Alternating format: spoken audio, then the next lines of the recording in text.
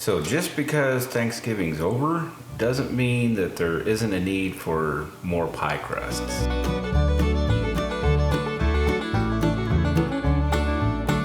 I'm Matthew, we're the Scoopes, and today I'm doing a pie crust. Now the reason I'm making this particular pie crust is I'm taking our leftover turkey and I'm making a turkey pot pie.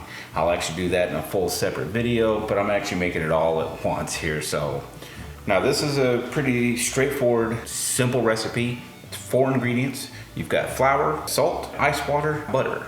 That's it. So let's go ahead and get to it here. Now for this particular recipe, because I'm doing a pot pie, I am doing what they call a double crust pie. So you got your main pie crust that goes into the pie pan, and then you have your other layer that goes and covers the top. Now if you are just needing a single crust pie, maybe you're doing some sort of a pudding pie, a meringue, things of that nature, and you just need that single crust, you can take all these ingredients that we're about to use here today and just cut it in half. So to start, we have 2.5 cups of flour. I'm going to add 1 teaspoon of salt. Now at this point, if you were making this for some sort of fruit pie and you wanted a sweeter crust, you could add a little bit of sugar to taste, but for this, we're not going to do it. And you can actually use it just like this for fruit pies as well. We're going to give this a quick stir here just to mix in the salt. The next thing we are going to do is we're going to go ahead and add our butter. Now the butter I've actually kept in the fridge and I've already got it cubed up. So you want your butter cold. Similar to the way I do my biscuits, I just cube it up. This particular butter was not frozen. For my biscuits, I generally do frozen. And that would be fine for the pie crust as well. One of the things with pie crust is you want to keep the dough cold. So we've got our cold butter that we're going to put in here. And what we're going to do is we're going to start kind of mixing this up a bit, breaking up that butter as we go along. All right, we pretty well got most of it up here. I'm just kind of going through, sifting through, seeing if there's any large pieces that you can kind of break up some more. All right, and of course, as you're putting this in, not only will you see that everything's getting crumbly, your flour has started to turn yellow if you're using butter. Now if you happen to be using shortening or lard, you may not see the color change, but with the butter you will notice a slight yellowish change. So now we're going to add our ice water. Now for this next part, you want to add the water just a little bit at a time. We're probably going to be looking at somewhere between 4 to 8 tablespoons of water. It doesn't take much at all. And again, this is actually ice water because once again, you want to keep your dough cold. So we are just going to add 4 tablespoons of ice water and we're going to start kind of mixing it in. I'm actually going to probably do it just a tablespoon at a time, to be honest. Going to put that in. Maybe we'll do 2 tablespoons to start with.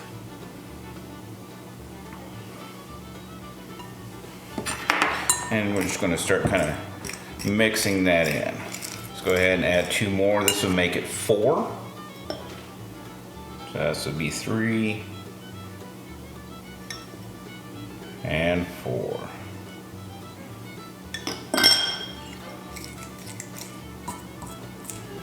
And you'll start kind of seeing this get a little more dough-like, less, it's still going to be crumbly, but you'll see it start kind of actually trying to stick together as you continue to mix it in. Let's go ahead and add 2 more in here. Now I'm just kind of pouring this all over the place. Don't necessarily need the ice in there.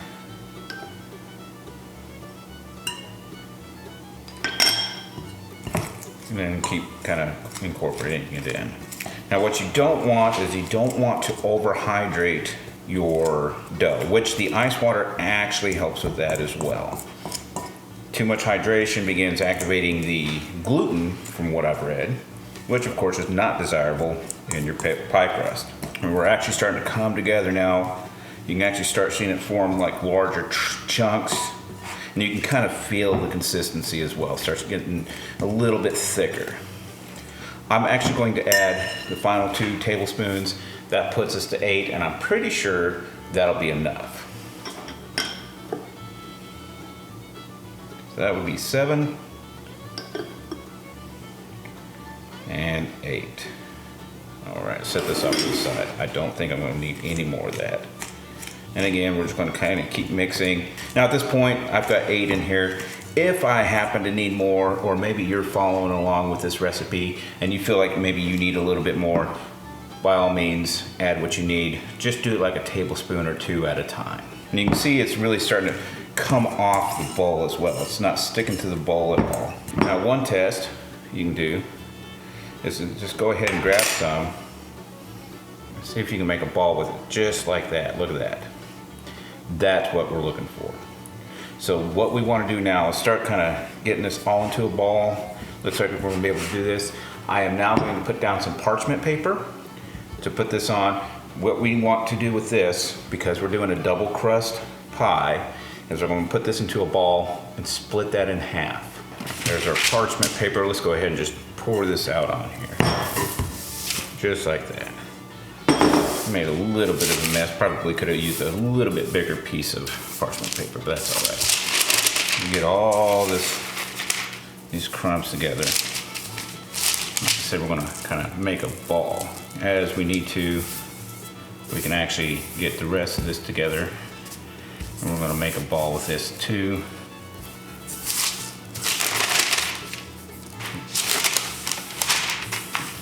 And get this all together. Now it's going to want to keep falling apart a little bit. That's fine. All right, so what we want to do now is we're going to take our little pastry knife scraper. We're just going to cut this in half.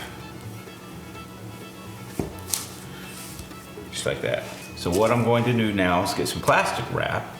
I'm going to put each one of these into a little bit of plastic wrap. We're going to kind of flatten them out a little bit into discs, and I'm going to put it into the fridge. All right, here's one piece. We're going to go ahead and just kind of flatten this out a little bit, make it into kind of like a disc, just like that. We're just going to wrap this up. You can actually kind of flatten it out a little bit more while it's in here. Make sure you got a good seal on your plastic. And there's one.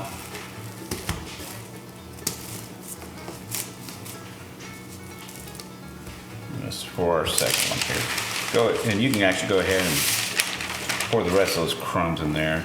We'll actually kind of flatten it out into those. And there you go. Now, at this point, your pie dough is done. I'm going to go ahead and put these in the fridge because I'm actually using them tonight. With your pie dough, you can go ahead, you can put it in the refrigerator overnight. You want to at least generally put it into the refrigerator for about an hour at least. Now I'm going to be cooking up some stuff for some turkey pot pie. So while I'm doing that, this will be chilling.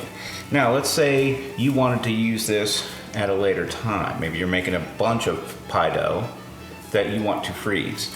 Not only can you put it in just some plastic wrap like this, you can actually go ahead and put it into freezer bags, and you can put this into the freezer. And it generally will keep up to 3 months.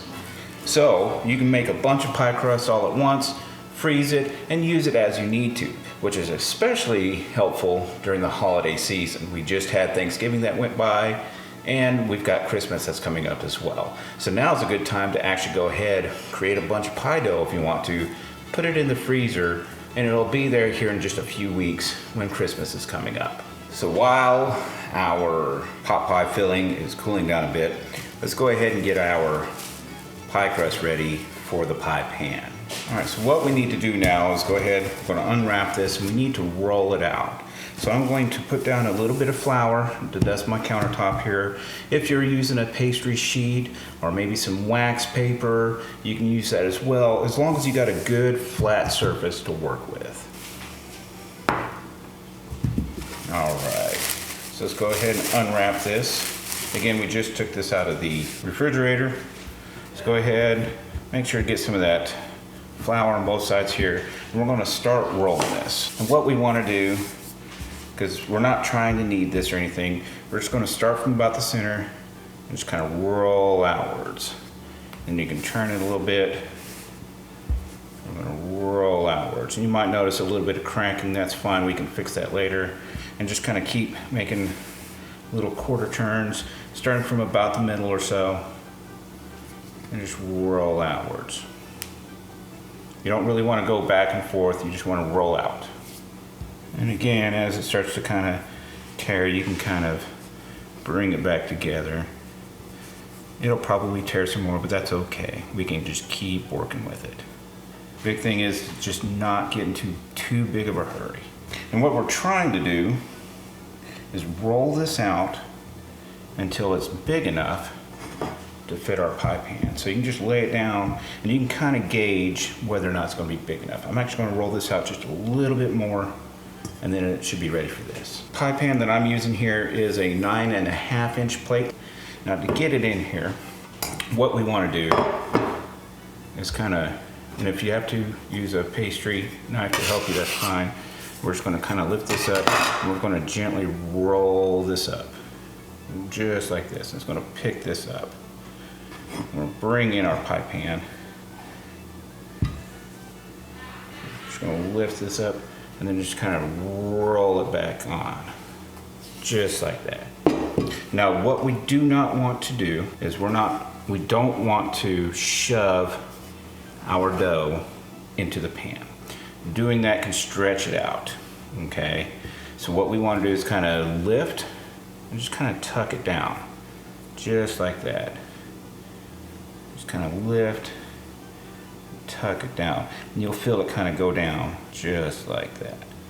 Now some of your sides here, you're going to notice maybe it's not as even. That's fine. We're going to have plenty of dough to work with here. If we need to, we've got some sides that maybe have a little too much. You just tear it off, bring it over here, and just pinch it right on. Not to mention, remember, we're going to lay another layer of dough right on top. This is a double crust pie. And like I said, just keep lifting and let it kind of fall in. I mean, you can help it a little bit, but we're not stretching the dough down into it, all right? We're helping it down into it. And we're done with that part. So what I'm going to do now is put this into the refrigerator while we roll out the top layer, and then we're going to fill this up. So at this point, we've got our top rolled out here, we've got this, and our pie filling is done. I went ahead, I am preheating the oven for 425 degrees. Let's go ahead and get this pie filling in. At this point, it's cooled down quite a bit, so it should be pretty easy to handle. We're just going to scoop this on in here.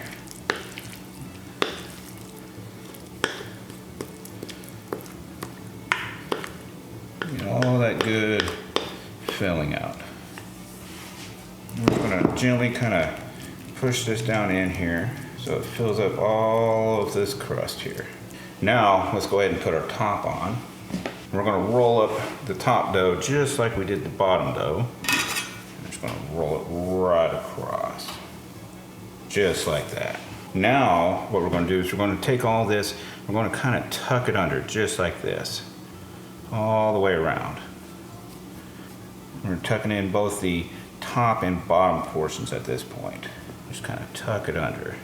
And once again, some areas are going to be heavier than others. We can even take a little bit of this off right here for an example. Tuck this and put it right on here just like this. And just kind of pinch it in. That'll be just fine. Just want to go all the way around. Just tuck it up. And the last thing is your crimp. Just kind of come in here and just like that. Just take like 2 fingers and a thumb, and you're basically just going around just like that. And your last hole here is where your thumb's going to go, just like this. That way it's good and uniform all the way around. And you kind of feel where you need to kind of maybe work on it just a little bit, just to get it to come together nicely. Now let's cut some slits into this for when it's baking. Just like that. Now the last little bit, we're going to take some of that heavy whipping cream that we used with the filling, and we're actually going to brush it on like a wash onto our pie crust. Now you can actually use eggs to do the same thing. I'm going to use that whipping cream. Now if you don't have a brush, unfortunately I have no idea where mine's at, just fold up some paper towel and we're just going to use that as a brush. Just go around real lightly, as much of this on as you can. You don't want to overdo it, we just want a light coating here. And this will help it turn that nice golden brown. And now this is ready for the oven. For the oven, we're going to do this in basically two parts. For the first 20 minutes, we're going to bake this at 425 degrees. After 20 minutes, we're going to drop that temperature down to 350 degrees and cook it for another 40 minutes. And after that 40 minutes, we'll take it out, we'll let it sit, and it needs to sit for probably a good 15-20 minutes because it's going to be super hot. So let's go ahead and get this into the oven.